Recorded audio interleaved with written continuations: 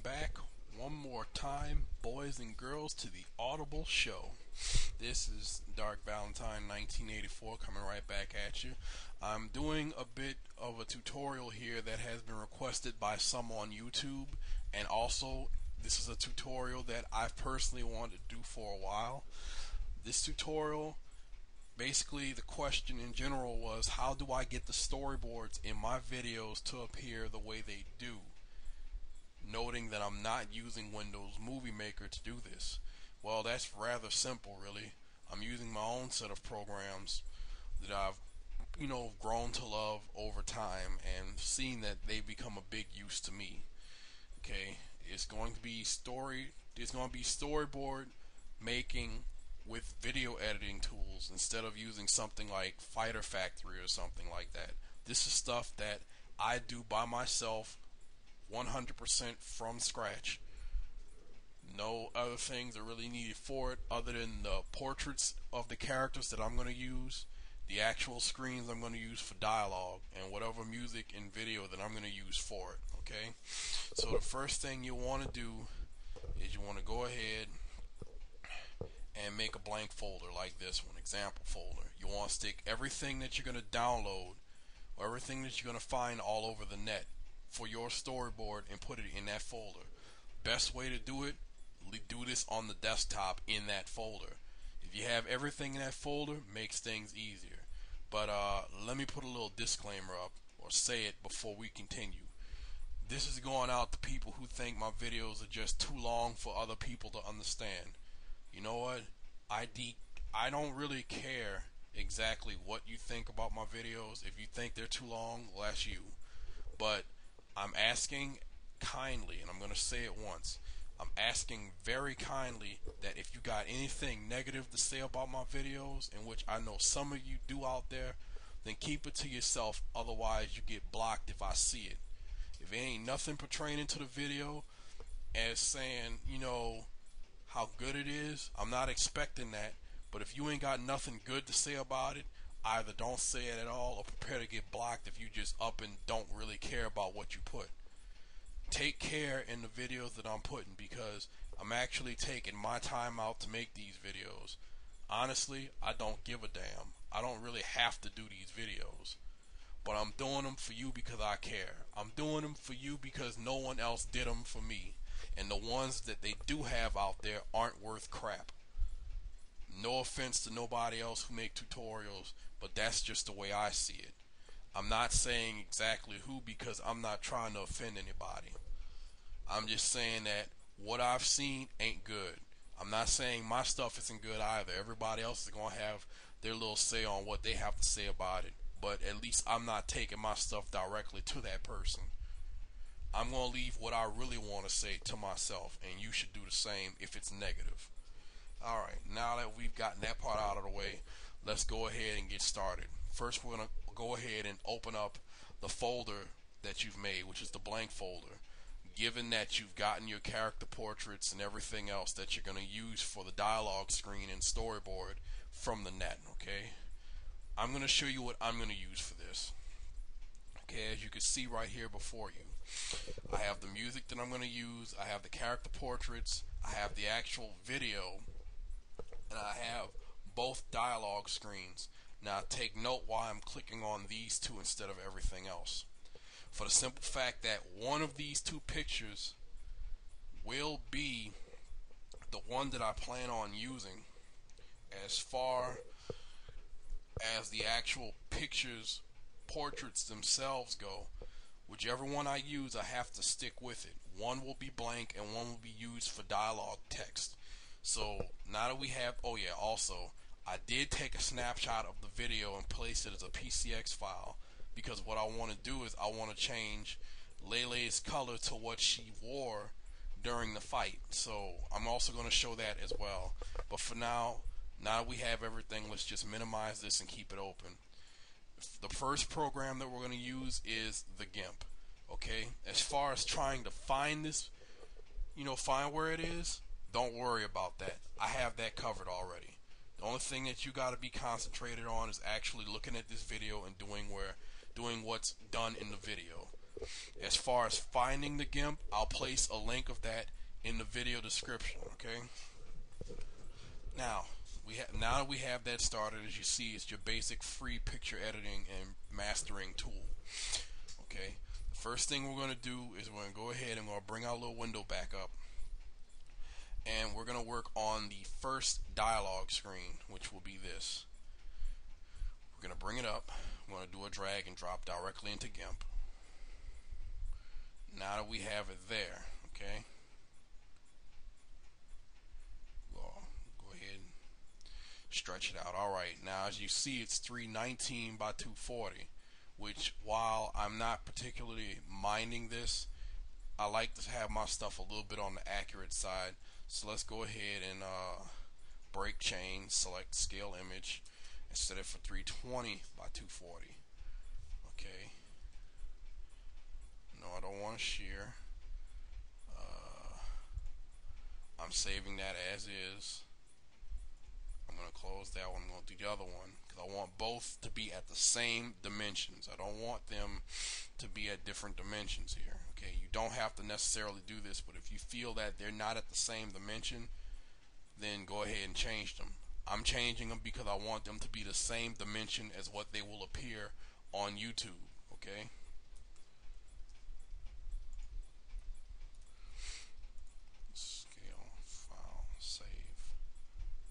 Okay, now that we have that out of the way, it's time to go back and open the other one. Just make a duplicate of what you have and just put a number next to it. Use the one with the number. The one that doesn't have a number is the one that's going to be just it's going to be storyboard. The one with the number is going to be for the actual character.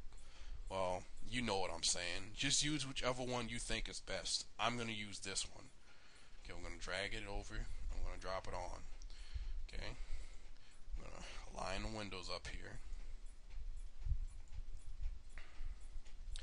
Alright, now that we have this settled out of the way, we're going to go back to GIMP and we're going to use our magic wand tool. We're going to keep this tool on for a little bit. Also note that this is going to be the biggest part of this tutorial, so you might want to look back at this video a few times if you think you've missed something.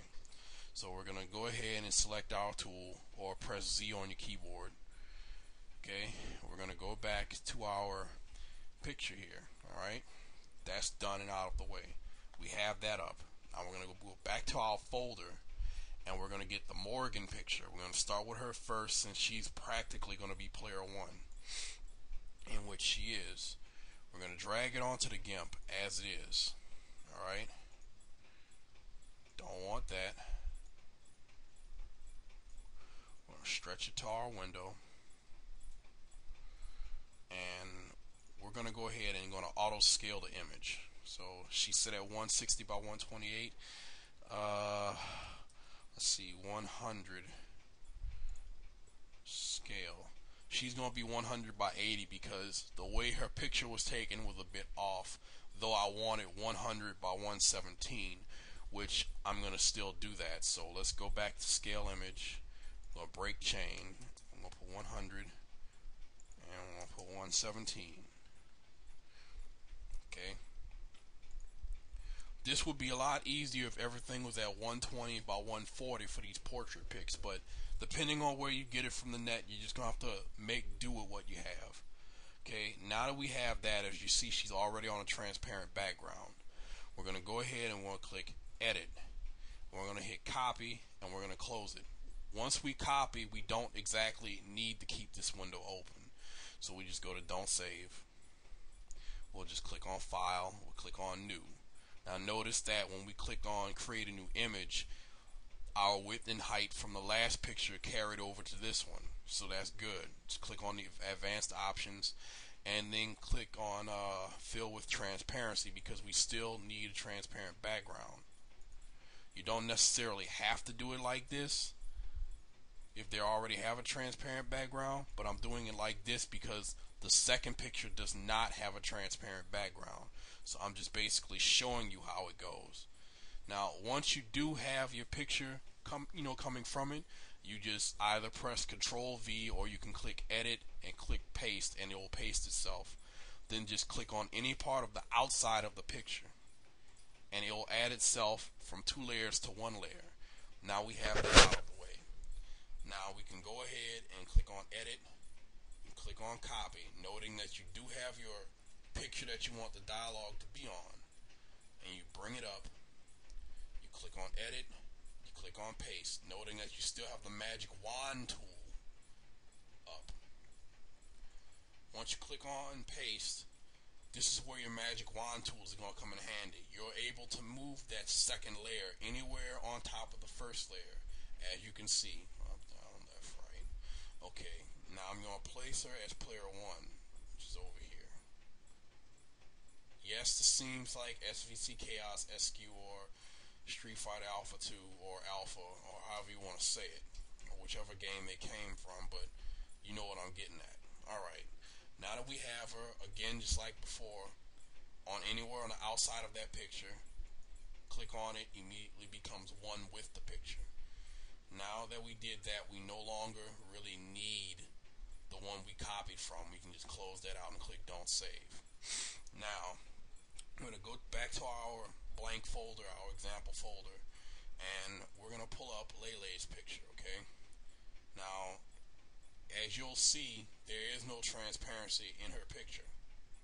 You see the gray outline, gray background, okay? Now, again, this is going to be a bit interesting as to how to do this. We want to get rid of this. We also want to crop this better. As you see, it's out of alignment crop. So we'll click on image, click on auto crop image. Now it's immediately at 120 by 140. This is what I was looking for from before. That's the correct dimension for this, so when you switch it to 100, it goes to 117. It's going to show it exactly like I wanted. So what we're going to do is, once we did that, we'll just click on, like before, click on edit, click on copy, close, don't save. Click on file, click on new.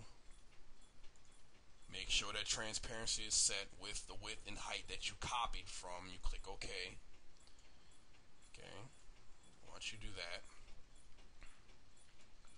just bring it down, measure it up, click on edit, click on paste, click outside the box, and that's it.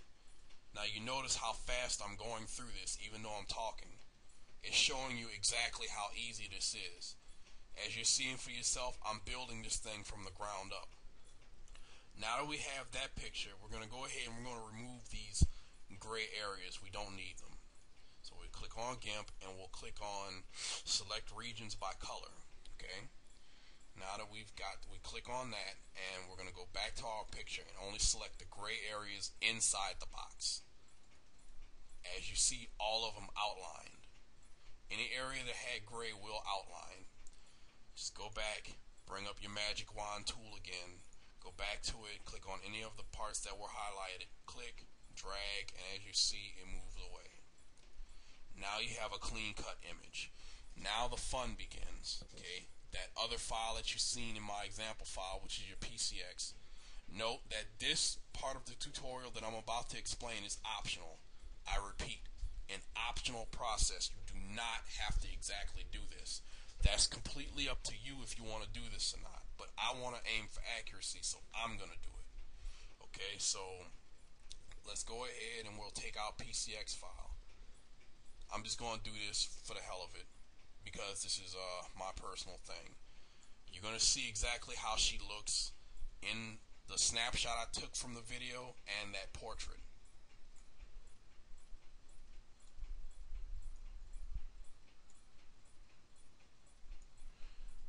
Once I can line everything up here, we're good to go. Now, as you can see, this is what she looks like here, and this is what she looks like in the portrait. I want to get what she looks like here to here. That is not a problem. Okay, we're going to still use Gimp. Remember, I did say this was the biggest part of this program, and what I'm doing is optional. You don't have to do it. You can just skip this if you like. Okay, so since I want this to appear on this, let's go to this. Alright, we're going to go ahead and select our pick colors from image, or we'll just press O on the keyboard, or the letter O. And we're going to color her hat first. Okay, we're just going to go ahead and colors from her hat and close.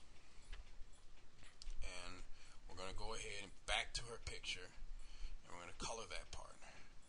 But first, let's switch the fill color with the pattern tool, or we're going to hit the Shift B. We're going to be using this. This again, if you want accuracy here. Fill, fill, fill. Okay, now we'll just go back to our portrait here, pressing O on the keyboard and picking one of the darker colors. Okay, we'll click close, and we'll Shift B, bringing up the tool again, and we'll click on this again, and we'll just shade the darker areas to match her clothes, at least to match. Again, this is my personal thing that I wanted to do. It doesn't necessarily mean that you have to do it. Okay, clicking on O, I'll just take from here, close, Shift B, and we'll just fill as necessary. Okay, we'll click on O, pull tool, close, Shift B, and we're colored. Now, still a bit off, but I'm just gonna leave it like this. Doesn't necessarily mean that you have to, but I'm just gonna leave it like this. That's good enough. Okay, we're gonna go ahead and click on Gimp. We're gonna bring our magic wand tool back, and we're gonna go back to this. We're gonna click on image. We're gonna click on scale image. Okay, we're gonna type in 100. It should automatically go to 100 by 117, which is this. As you notice, the smaller it got, the smoother it got. This is what my aim is for.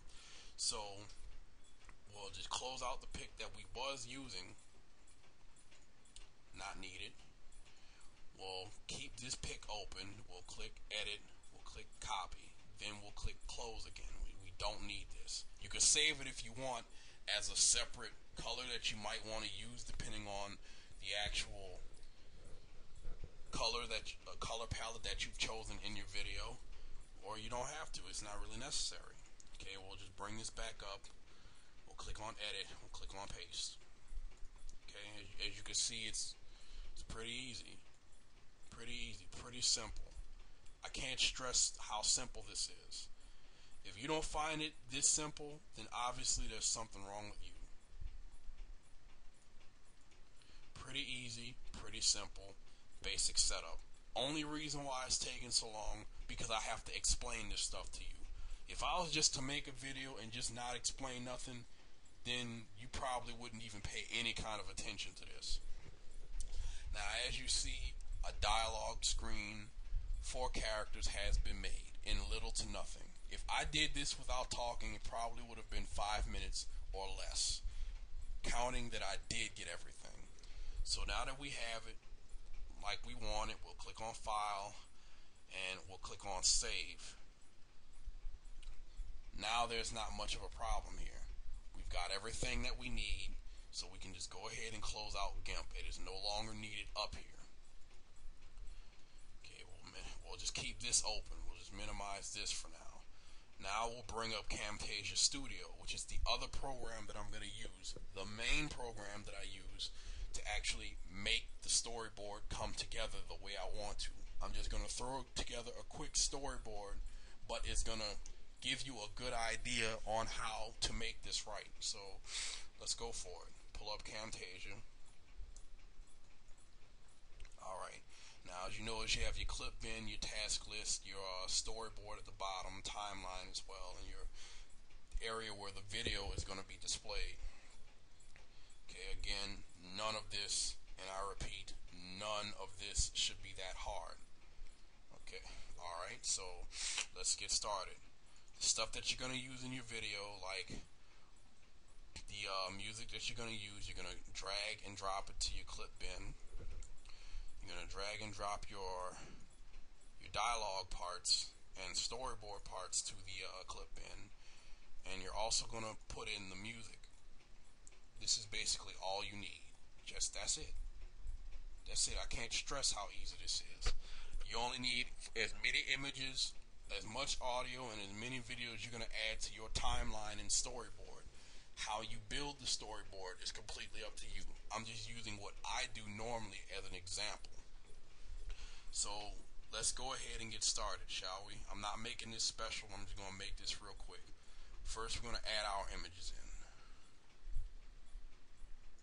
Okay.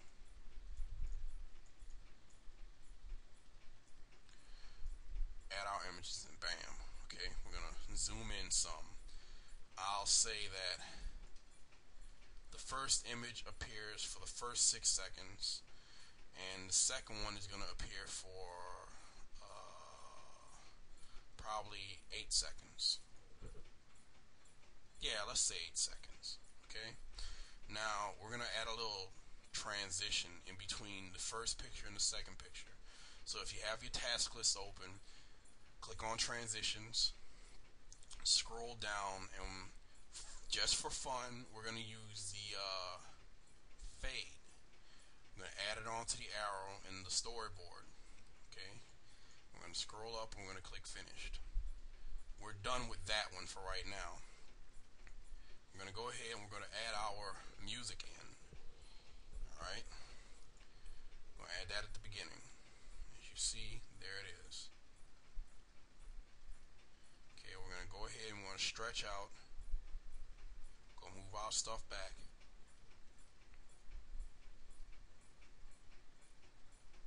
All the way back. Now remember, this is an actual test. This doesn't mean you exactly have to do this. This is just an example. So take note that I said it's an example. And again, you might want to read the video description so you don't look like a total ass here. So we're just going to go ahead and move our stuff back to the beginning. Alright. We're going to go ahead and we're going to click on callouts. This, and you should see another line just added. This is going to be the heart of this video. Your callouts is going to determine whether or not you want this video to look like a real storyboard. So as you see, you have the info here. Wherever the marker is, wherever you place the callout, that info will get added here on whatever picture and part it was done. So let's go ahead to add callout. Okay, we're going to make the first one, the initial one, the size of the image itself, as you can see over here. We're going to use text callout, just basic text. You can add any type of text you want, or if you have a picture that you want to come up as a callout, you can do that. But I'm going to use text because that's what I base my stuff on. No balloon text, nothing like that, just regular plain text that can be seen. Okay? Once we have that set, we're going to go ahead and you can pick your text. I prefer Century Gothic. We're going to pick your font size, which will be 16, and you're also going to use your color for the words. I suggest using white on a colored background for the simple fact that it'll actually show on that background on top of you having a drop shadow. Now, I normally will put it bold and italic, or however you want to, yada, yada, yada. Okay? Just basically do it the way you want to. How you do it is up to you. But it is highly suggested and recommended that you put white for your words. So we're just going to type in something real quick, alright? Here we go.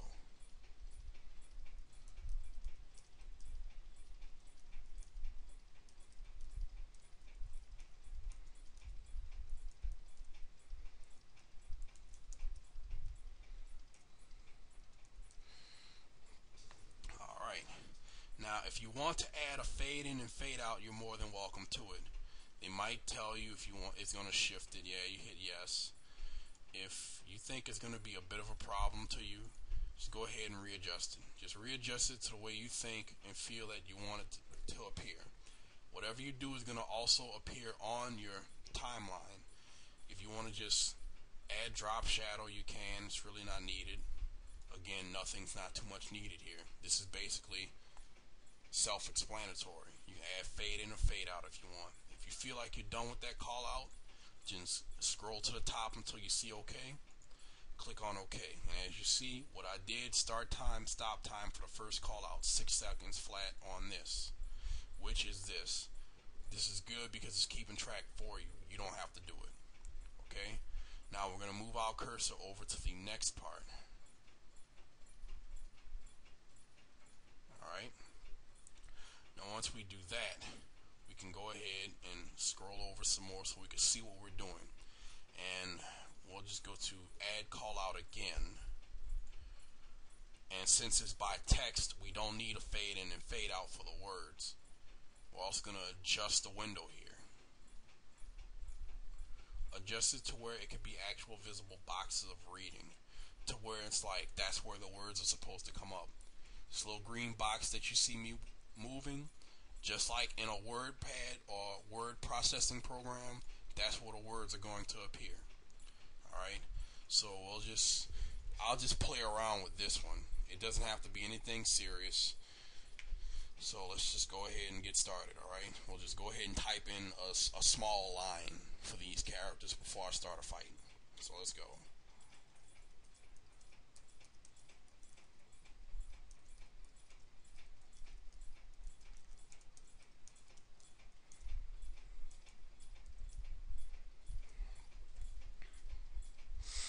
Okay, once you type it in, again, you could just adjust your call out to how long you want it to display. If you want to see how long it really is, just move your mouse cursor over to it and it will display at the bottom from and to and the exact length of the call out.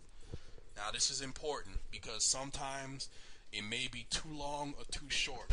So if you have to, you can just use Camtasia to test exactly how long you want it to play. Okay, well, I'll just say I want it to play for about 2.86 seconds. That's what I want it to show for. Once I do that, I'll just scroll up, click OK. If I want to add my next part, I'll just go to add callout, move it over some to where I have a space in between. The small space in between, that small half-inch space in between, is going to make it look like the words are going to pop back, back to back with each other instead of blend in with each other. You don't want it to blend. Okay? We'll just adjust our second call out, or third if you want to call it.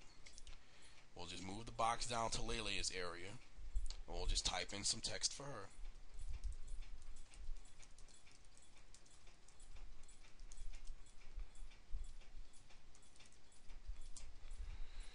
Okay. Again, add callout, type in move box, type in text. Decide whether or not you want fade in or fade out, repeat. Hit OK, repeat. Do this process as many times as you need to or you want to in your storyboard until you get the callouts the way you want to. Keep doing this in this entire in the video that you plan on making until you see fit that it's enough for you. You can add as many callouts and storyboards for as long as you want that video to show. Okay, so we're going to go ahead and add the last one.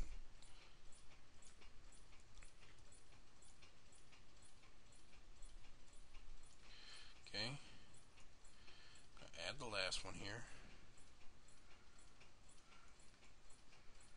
I'm making sure that everything is set.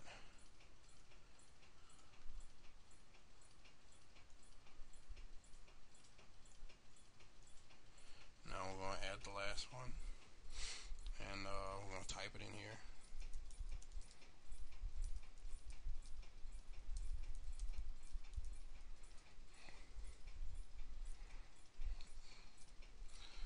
Alright, again, add callout, type in text, OK, repeat. Do it as many times as you see fit. It's up to you how you want to do it. I'm not saying you got to, but it's up to you. Alright, now that we're done with that part, if we want to, we can just go ahead and adjust our callouts. If we want to see Howto up here, just move our track bar just to make sure. If it looks like it's just a little bit off, we can go ahead and move our callouts just a little bit over. That way it looks like something.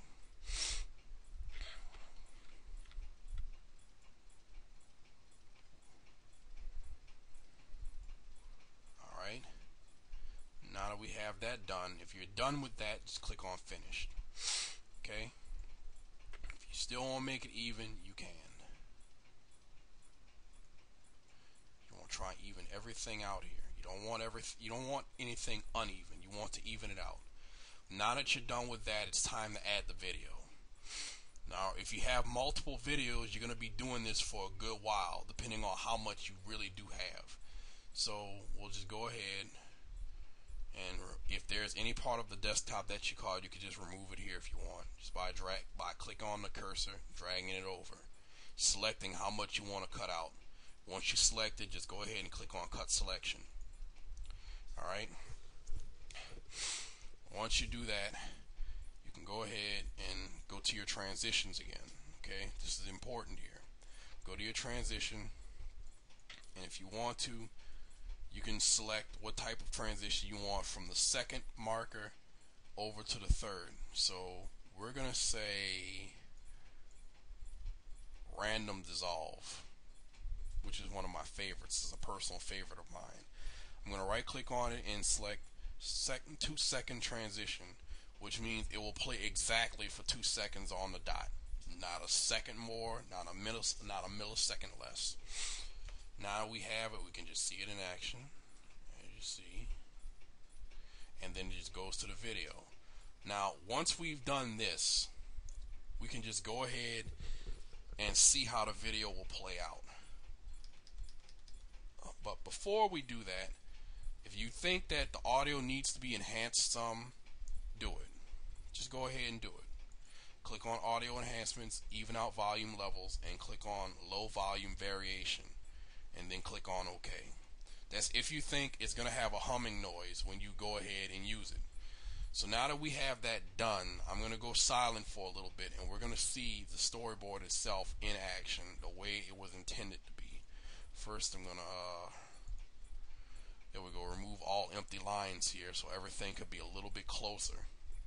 Okay, I'm going to go silent for a minute, and you're going to exactly see in the right side of the screen how it's supposed to go. So here we go.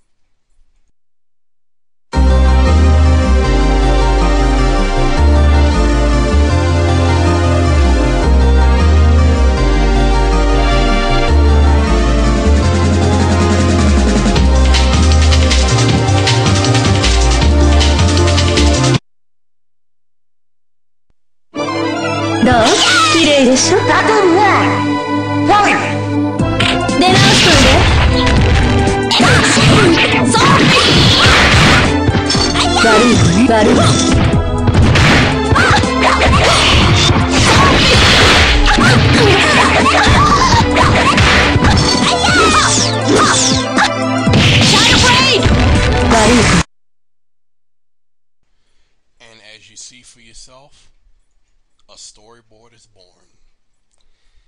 I hope this really does cover everything for you about making a storyboard for your video, and I hope that you have learned something here, because as you see, if you do everything from scratch, you put it the way you want it done. Just like mugen creators put their characters when they make it the way they want it done, you can also do the same for video making, but how you do it is on you.